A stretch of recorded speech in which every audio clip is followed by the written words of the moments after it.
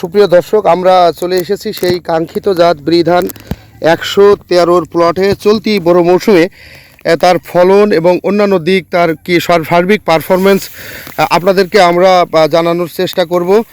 তার আগে একটু জানিয়ে রাখি যে উদ্ভাবিত যে ধানের যে জাতগুলো, সর্বশেষ যে জাতগুলো নিবন্ধিত হয়েছে তার মধ্যে বৃধান 113 কিন্তু একটি অন্যতম জাত, এবং এই 113 ধান রড মিনিকেট সহ অন্যান্য ধানের সাথে চ্যালেঞ্জ করে সগৌরবে মাথা তুলে এবার দাঁড়িয়ে আছে। প্রতি হেক্টরে ফলন 8.1 থেকে 10.1 মেট্রিক টন, অর্থাৎ 30 মনের উপরে কিন্তু ফলন যাবে এই বৃধান 113 এমনটাই বলছে। তো এখন মাঠ পর্যায়ে আমরা যে পারফরমেন্স দেখছি তাতে সহজেই বলা যায় যে যে ফলনের কথা বলছে সেটা সম্ভব। এবং আরেকটু বিষয় যেটি না বললেই নয়, সেটা হচ্ছে জীবনকাল কিন্তু অনেক কম, মাত্র 143 দিন। অর্থাৎ হাওড় অঞ্চলে এবার আমরা দেখলাম যে ধান পাকার আগেই পানিতে ডুবে গেল, অনেকে ধান কাটতে পারলেন না। আসলে হাওড় অঞ্চল সহ দেশের যেখানে বৃষ্টি বেশি এবং যারা বর্ষায় ধান কাটতে পারেন না তাদের জন্য মাত্র 143 দিন জীবনকালের এই বৃধান 113 একটা পারফেক্ট জাত হতে পারে। যদিও জীবনকাল কম, কিন্তু ফলন কিন্তু অন্যান্য অনেক বেশি, অর্থাৎ 74-এর মতো বৃধান 74-এর মতো জীবনকাল বা 28-এর মতো জীবনকাল, কিন্তু 29-এর বিকল্প হিসাবে এই জাতটিকে ধরা হচ্ছে। এবং স্থানীয়ভাবে বলা হচ্ছে যে রড মিনিকেটের বিকল্প হিসাবে এই জাতটা সুন্দর রেজাল্ট দেবে। যেটা বলছে যে এই ধানের অ্যামাইলোজের পরিমাণ 28-এর উপরে, অর্থাৎ ভাত কিন্তু ঝরঝরে হবে, এবং ধান চিকুর এবং এর খড় অনেক শক্ত, যার কারণে আমরা যে আপনাদেরকে একেবারে প্রথমে গোড়ায় থেকে দেখালাম যে এইখানে গুছার সংখ্যা অনেক এবং শীষে অনেক বেশি ধান আছে, অনেক ধান, তারপরেও কিন্তু দেখেন ধান পড়েনি এবং সে শক্ত হয়ে দাঁড়ায় আছে। তার মানে এটা যে কোনোভাবেই ধান কাটা সম্ভব। যদি আপনি আটি কাটতে চান তাহলেও সমস্যা নাই, কম্বাইন্ড হারভেস্টার দিয়ে কাটতে চাইলেও সমস্যা নাই, এবং যদি আপনি এই ধানটি যদি বিচলি করতে চান গোখাদ্যের জন্য সেটাও কিন্তু সম্ভব।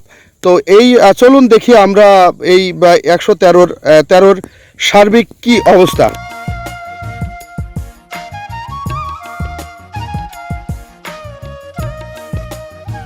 প্রতিটি শীষে যে পরিমাণ দানা এবং শীষ যে পরিমাণ পুষ্ট হয়েছে তাতে আসলে শীষ কিন্তু গাছের সাথে ধরে রাখাই দায়। মূলত আমাদের যে কৃষক তিনি জানিয়েছেন যে এই ধানটা আরও 20 দিন আগে হারভেস্ট করার দরকার ছিল, কিন্তু লেবার নাই, তারপরে হারভেস্টার মেশিন নাই, অন্যদিকে রোদ নাই এবং বৃষ্টি, যার কারণে এই ধান কাটার মতো কোনো অবস্থায় কিন্তু আসলে পরিবেশ ছিল না। আমরা যদি একটু পিছনের দিকে যদি এই ক্ষেতটা দেখি এবং তার পাশের ক্ষেত যদি দেখি, একসাথে লাগানো, এই কাঁচা ধানটা দেখা যাচ্ছে একই সাথে লাগানো, কিন্তু এই ধানটা এখনও কাটার মতো অবস্থা হয়। এর বিপরীতে যে 113 ধান, এই 113 ধান কিন্তু আরও 15 দিন 20 দিন আগেই কিন্তু এটা হারভেস্ট করা যেত। তার মানে হচ্ছে যে 140 থেকে 43 দিন বা 45 দিনে আসলে এই ধান একেবারে ঘরে তুলে নেওয়া যাবে। তার মানে হাওড়া অঞ্চল সহ দেশের অন্যান্য অঞ্চলে যেখানে হচ্ছে আগাম ধান কাটার প্রয়োজন, তার জন্য এই জাতটি একটা পারফেক্ট জাত হতে যাচ্ছে। গত বছর কিন্তু একটা নিয়ে আপনাদেরকে জানিয়েছিলাম যে ইন্ডিয়ান যে রড মিনিকেট যে জাতটা আসলে মানুষ নানাভাবে সেটাকে প্রচার করেছে, তার কিন্তু সেই রড মিনিকেটের বিকল্প হিসাবে বৃধান 113 কিন্তু একটা আশা দেখাচ্ছিল। এবং মাঠ পর্যায়ে এবছরের যে সফলতা তাতে আমরা আসলে নিশ্চিতভাবে বলতে পারি যে রড মিনিকেট হচ্ছে অনেক বেশি ভালো একটি জাত আমরা পেয়েছি, এবং ভবিষ্যতের জন্য যারা করেননি তারা পেতে যাচ্ছেন।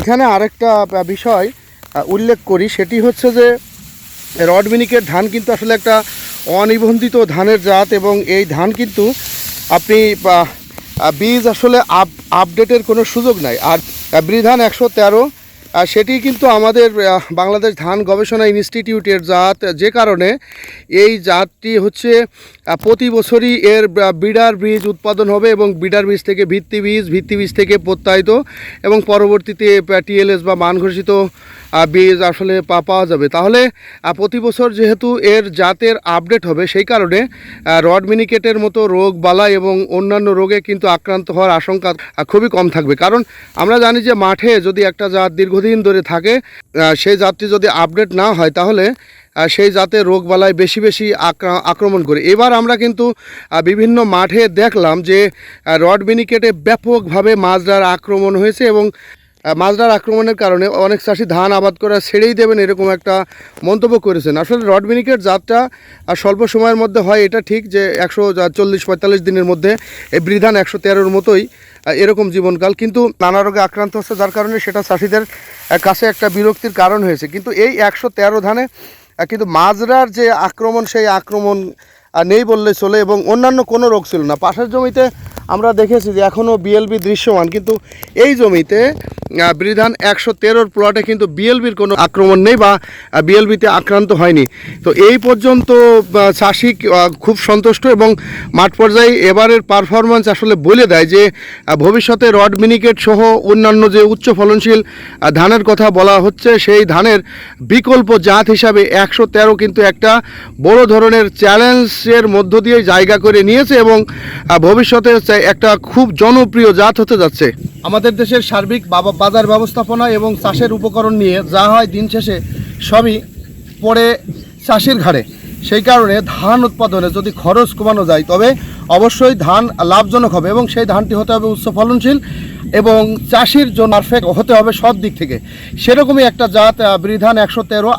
আমরা মাঠ পর্যায়ে যে পারফরমেন্স দেখলাম তাতে আগামীতে বিশ্বাস করা যেতেই পারে যে যে কোনো জাতকে টপকিয়ে স্বল্প জীবনকালের উচ্চ ফলনশীল এই বৃধান 113 রড মিনিকেট সহ বৃধান 29 এবং অন্যান্য যে জাতগুলো আছে তার সাথে চ্যালেঞ্জ করে সগৌরবে জনপ্রিয়তার শীর্ষে যাবে বৃধান 113। এমনটি এই মুহূর্তে এবারের ফলন পর্যালোচনায় বলা যেতেই পারে, আশা করা যেতেই পারে যে চাষিদের জন্য পারফেক্ট একটি জাত আমরা সারা দেশের মানুষ পেতে যাচ্ছি।